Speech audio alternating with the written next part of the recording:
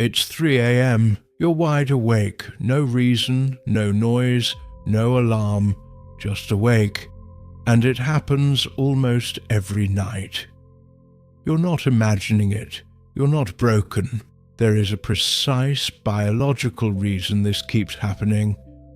And once you understand it, you can finally stop it. Let's talk about the science. Welcome to the Sleep Lab, the channel where we break down exactly what happens inside your brain and body while you sleep, so you can actually fix what's keeping you awake. Today we're covering the 3 most common and most misunderstood reasons you wake up at 3 a.m. Stay until the end because the third one affects over 60% of people and almost nobody talks about it. Reason number 1, your cortisol rhythm is off. Most people think cortisol is just a stress hormone. It is, but it's also your body's internal alarm clock. Cortisol naturally starts rising around 3 to 4 a.m. to prepare your body to wake up. In a healthy sleep cycle, this rise is slow and gradual, but if you're under chronic stress, your cortisol baseline is already elevated. So when that early morning spike happens, instead of a gentle rise, it's a sudden jolt, and your brain interprets it as a signal to wake up. A 2021 study published in the journal Psychoneuroendocrinology found that people with high perceived stress had significantly earlier and more intense cortisol awakening responses, meaning their bodies were pulling them out of sleep hours before they needed to be awake. What makes this worse? Checking your phone when you wake up. That blue light immediately tells your brain it's daytime, and cortisol spikes even harder. Now falling back asleep becomes nearly impossible. The fix starts before bed, not at 3 a.m. We'll come back to that. Reason number 2, your body temperature is crashing at the wrong time. Deep sleep requires your core body temperature to drop. That's normal and healthy. But here's where it goes wrong. If your bedroom is too warm, your body has to work harder to cool itself down. It succeeds, but the temperature drop becomes too sharp, too fast, and a sudden temperature shift, even downward, can trigger a micro-awakening. This is especially common between 2 and 4 a.m., which is when your core temperature naturally hits its lowest point in the 24-hour cycle. If the environment isn't right, your body's thermal regulation system essentially wakes you up to fix the problem. The ideal sleep temperature, according to sleep researcher Dr. Matthew Walker, is between 65 and 68 degrees Fahrenheit. That's 18 to 20 degrees Celsius. Most people sleep in rooms that are 3 to 5 degrees warmer than this. Simple fix: lower the thermostat, use breathable sheets, or, and this is something most people never try, listen to sleep frequency audio that helps slow your heart rate and lower your body temperature naturally. More on that in a second.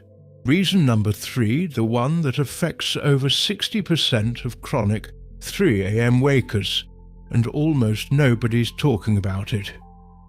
Your sleep isn't one long continuous block. It's a series of 90-minute cycles, each one moving from light sleep to deep sleep to REM.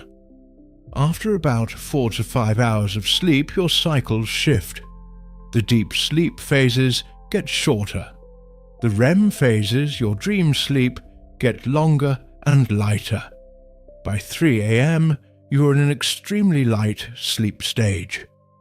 The smallest disruption, a noise, a thought, a slight temperature change, even a subtle drop in blood sugar is enough to push you fully awake. Here's what makes this devastating. Most people respond to the 3 a.m. wake-up by getting anxious about it. And anxiety activates your sympathetic nervous system, your fight or flight response. Now your heart rate goes up, your mind starts racing, and what could have been a 2-minute micro-awakening turns into a 90-minute episode of staring at the ceiling. The cycle becomes self-reinforcing. You dread 3 a.m. Your brain starts anticipating it, and anticipation alone, the anxiety about not sleeping, becomes its own cause of waking up.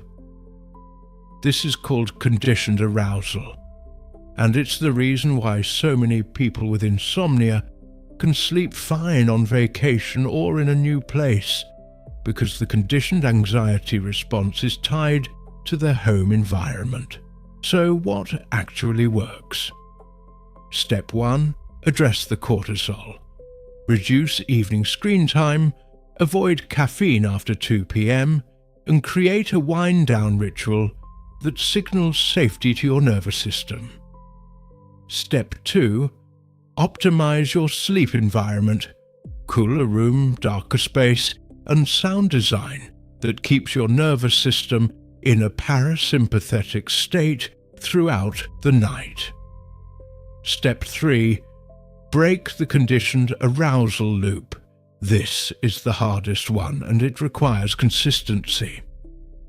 The most effective non-pharmaceutical tool researchers have found is continuous low-stimulation audio, specifically sound frequencies in the delta and theta range that keep your brain in a sleep-ready state even during those light sleep transitions at 3 a.m.